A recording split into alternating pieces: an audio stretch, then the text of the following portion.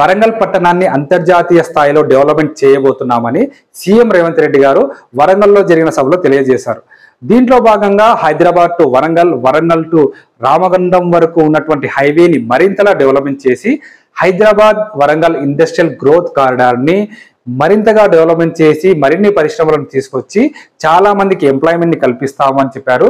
దీంతో పాటు వరంగల్ పట్టణానికి ప్రత్యేకంగా టెక్స్టైల్ పార్క్ని తీసుకొచ్చి అంతర్జాతీయ స్థాయిలో డెవలప్మెంట్ చేస్తామని చెప్పారు.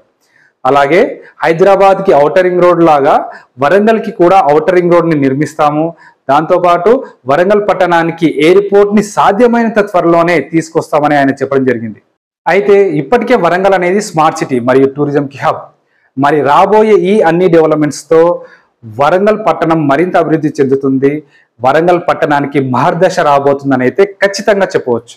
వరంగల్ నుంచి రామగుండం వరకు ప్రాంతంలో నేషనల్ హైవేస్ ఏవైతే ఉన్నాయో ఈ నేషనల్ హైవే ప్రాంతంలో ఇండస్ట్రియల్ కారిడార్ తీసుకొచ్చి పరిశ్రమలు నెలకొల్పి నిరుద్యోగ యువకులకు ఉపాధి ఉద్యోగ అవకాశాలు కల్పి టెక్స్టైల్ పార్కును అభివృద్ధి చేసి ఆ పరిశ్రమను ముందుకు తీసుకెళ్లి మా పద్మశాలి సోదరులకు అండగా నిలబడి టెక్స్టైల్ పార్కును అంతర్జాతీయ స్థాయిలో అభివృద్ధి చేసే బాధ్యత కాంగ్రెస్. పట్టణానికి హైదరాబాద్ నగరంలో ఉన్నట్టు ఔటర్ రింగ్ రోడ్డుతో పాటు అంతర్జాతీయ ఎయిర్పోర్ట్ ఎట్లయితే ఉందో మీకు కూడా